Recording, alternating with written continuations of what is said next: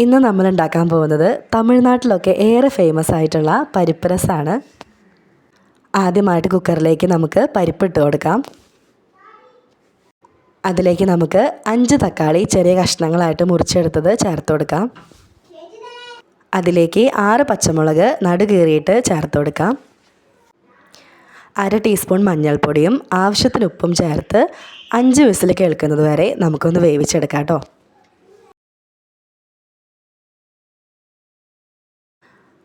ഒരു ടീസ്പൂൺ ജീരകവും 6 അല്ലി വെളുത്തുള്ളിയും നമുക്കൊന്ന് ചതച്ച് മാറ്റി വയ്ക്കാം. ഒരു പാത്രം അടുപ്പിലേക്ക് വെച്ച് നമുക്ക് ആവശ്യത്തിന് എണ്ണ ഒഴിച്ചു കൊടുക്കാം. എണ്ണ നന്നായി ചൂടാകുമ്പോൾ നമുക്കതിലേക്ക് ആവശ്യത്തിന് കടുക് ചേർത്ത് കൊടുക്കാം. കടുക് നന്നായിട്ട് പൊട്ടിക്കഴിയുമ്പോൾ അതിലേക്ക് ഒരു 10 ചെറിയ ഉള്ളി ചെറുതായി അരിഞ്ഞതും ചേർത്ത് കൊടുക്കാം. ഉള്ളി ചേർത്ത് നല്ല ബ്രൗൺ നിറമാവുന്നത് വരെ നമുക്കൊന്ന് വഴറ്റി കൊടുക്കാം.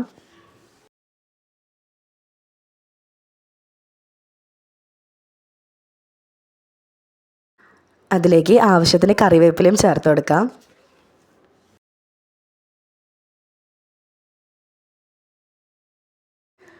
ഉള്ളി നന്നായിട്ട് വഴണ്ടി വരുമ്പോൾ നമുക്ക് നേരത്തെ ചതച്ച് വെച്ചിരുന്ന ജീരകവും വെളുത്തുള്ളിയും ചേർത്ത് കൊടുക്കാം.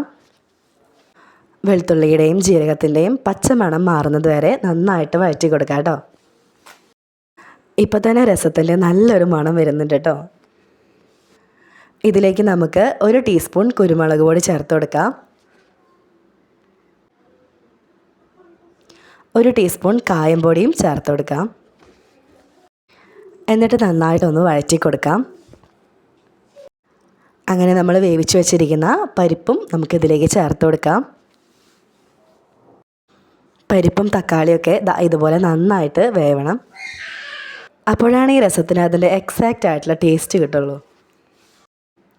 അങ്ങനെ പരിപ്പും ചേർത്ത് നന്നായിട്ട് മിക്സ് ചെയ്തതിന് ശേഷം നമുക്ക് കുക്കർ ഒന്ന് കഴുകി ആവശ്യത്തിന് വെള്ളവും ചേർത്ത് കൊടുക്കാം. പിന്നെ ഇതിൽ തക്കാളി ചേർക്കുന്നത് കൊണ്ട് ചെറിയൊരു പുളി ഉണ്ടാവുമെങ്കിലും രസം എന്ന് പറയുമ്പോൾ പുളി ഒന്ന് ചെറുതായിട്ട് മുന്നിൽ നിൽക്കാനായിട്ട് നമുക്കൊരു നെല്ലിക്ക വലുപ്പത്തിലുള്ള പുളി നമുക്ക് പിഴിഞ്ഞ് ചേർത്ത് കൊടുക്കാം കേട്ടോ.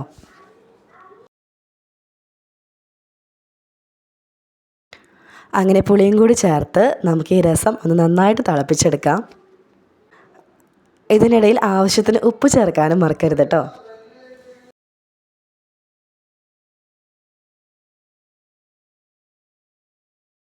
അങ്ങനെ നമ്മുടെ പരിപ്പ് രസത്തിൻ്റെ മണം ഒന്നും കൂടി കൂട്ടാനായിട്ട് അവസാനമായിട്ട് നമുക്ക് മല്ലിയില ചെറുതായി അരിഞ്ഞതും കൂടി ചേർത്ത് കൊടുക്കാം. രസം ഇഷ്ടപ്പെടുന്ന എല്ലാവർക്കും ഈ പരിപ്പ് രസവും എന്തായാലും ഇഷ്ടപ്പെടും കേട്ടോ. അപ്പോൾ അത്രമേൽ ഹെൽത്തി ആയിട്ടുള്ള സിമ്പിളായിട്ടുള്ള ഈ പരിപ്പ് രസം എല്ലാവരും ഒന്ന് ഉണ്ടാക്കി നോക്കണേ. Okay, thank you, by.